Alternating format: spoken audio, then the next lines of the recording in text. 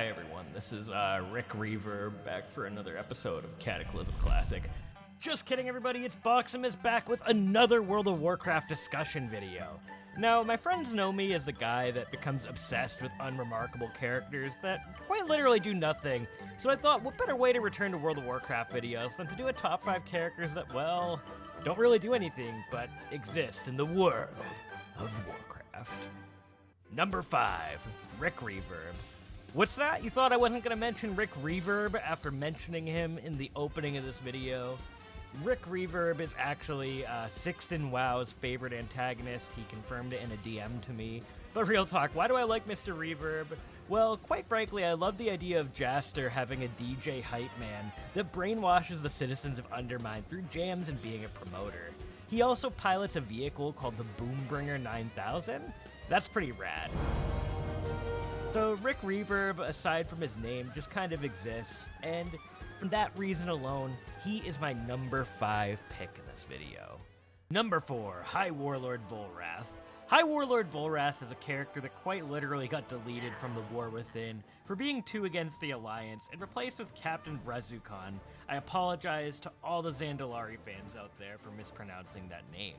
He's a Darkspear warlord who, well, hasn't really done anything except be the most badass character in every capital city he's been in. You might know Volwrath from Ashran. You may know him from the guy in Zuldazar. But Volwrath has an iconic line that all of us cannot forget. Peace with the Alliance, never mind. It should come back in some way, shape, or form. I say let's put this guy in charge against the next evil Alliance group. He deserves time in the spotlight, other than sitting in cities, and the Darkspear trolls are just amazing in general. Number 3, Kxus. Shadowlands in 2025? Well, yeah, Kxus was a character with an amazing design that got done so dirty during the Maldraxxus campaign. I was expecting so much out of him from the initial trailers, but alas, we kind of got Krexard. While we didn't get to see his full potential, I still think we can't deny the fact that Kxus was a badass on the marketing material.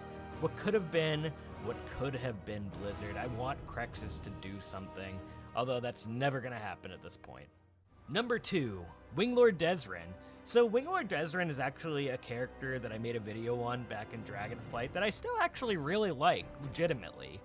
Desiren is exactly the character I wanted Sarkareth to be had he received a redemption arc in Dragonflight. Desiren embodies the Sundered Flame that believed in Neltharion's legacy but still fought with honor. He speaks against Sarkareth and Aberrus, and was somewhat planning against him, believing he went too far. I was so happy when Blizzard decided to spare him in the raid and keep him alive post-Dragonflight. This is a character that, while he didn't have a major storyline, had a very, very good redemption arc, and I'm very happy about this. While many forgot he exists as Emberthal's Winglord, I certainly have not.